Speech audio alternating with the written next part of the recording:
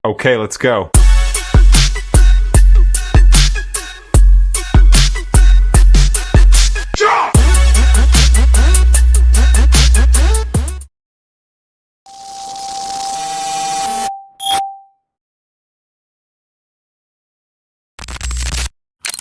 Assalamualaikum warahmatullahi wabarakatuh. Saya Ahmad Fani Nabila, saya adalah mahasiswa Universitas Pamulang. Pada pertemuan kali ini kita akan membahas bagaimana seorang knowledge engineer berperan dalam proses akuisisi pengetahuan dan pengembangan sistem cerdas berbasis kecerdasan buatan, terutama dalam konteks pembangunan dan pendukung keputusan. Seiring berkembangnya kebutuhan akan solusi berkelanjutan, banyak organisasi mulai menerapkan teknologi berbasis kecerdasan buatan. Istilah peran knowledge engineer menjadi penting. Mereka bertanggung jawab untuk menerjemahkan informasi atau pengetahuan dari pakar menjadi struktur yang bisa dipahami dan diproses oleh sistem komputer. Salah satu contoh nyata adalah pembangunan sistem transportasi cerdas yang mengatur lalu lintas kota dan memanfaatkan data real-time dan pembelajaran mesin. Kemudian bagaimana peran machine learning dan rekayasa pengetahuan? Machine learning merupakan bagian dari AI yang memungkinkan sistem untuk belajar dan berkembang berdasarkan data. Data yang diberikan harus diprogram secara eksplisit. Dalam proses ini, knowledge engineer berperan penting dalam menyusun data mentah menjadi pengetahuan yang dapat digunakan untuk pembelajaran. Kolaborasi antara machine learning dan data engineering dan rekayasa pengetahuan sangat dibutuhkan untuk menciptakan sistem yang mampu melakukan analisis prediktif secara akurat. Kemudian, pemrosesan data. Data adalah tahap awal yang penting dalam pengolahan data.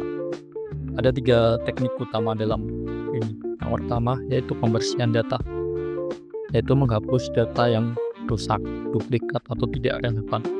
Yang kedua, transformasi data, yaitu mengubah format atau tipe data agar seragam dan dapat diproses lebih lanjut. Yang ketiga, reduksi data, yaitu menyederhanakan jumlah fitur atau variabel untuk mempermudah analisis dan mengurangi beban komputasi. Tanpa tahap ini, model AI akan menghasilkan prediksi yang buruk karena data yang digunakan tidak berkualitas.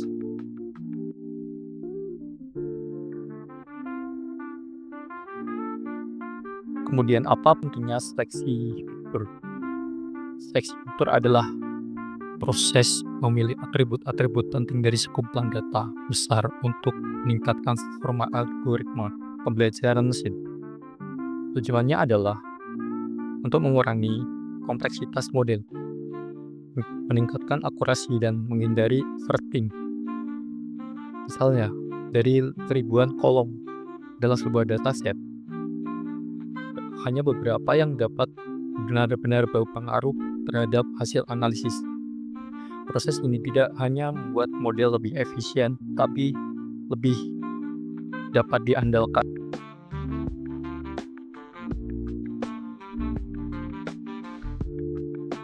Kemudian ada Convolution Neural Net atau CNN. CNN adalah jaringan saraf yang sering digunakan dalam pengolahan gambar. CNN terdiri dari beberapa lapisan seperti konklusi, polling, dan fully connected yang bekerja bersama untuk mengekstrak fitur penting dari gambar. CNN juga dapat digunakan untuk klasifikasi teks dan analisa pola dalam data visual. Keunggulan CNN terletak pada kemampuannya mengenali pola kompleks dalam data dengan akurasi tinggi, bahkan tanpa menggunakan GPU untuk pelatihan awalnya. Studi kasusnya, ini kita memakai prediksi kualitas udara. Dalam studi kasus ini digunakan data dari situs resmi pemerintah India tentang kadar nitrogen dioksida dan partikulat di beberapa negara bagian.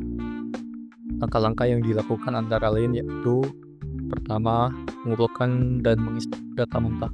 Kemudian, lakukan praproses atau pembersihan data. Yang ketiga, visualisasi untuk memahami kondisi udara. Kemudian dilanjut pembangunan model predik menggunakan algoritma seperti random forest dan CNN. Model ini akan berhasil mengidentifikasi daerah dengan kualitas udara kritis seperti Delhi dan Bengal.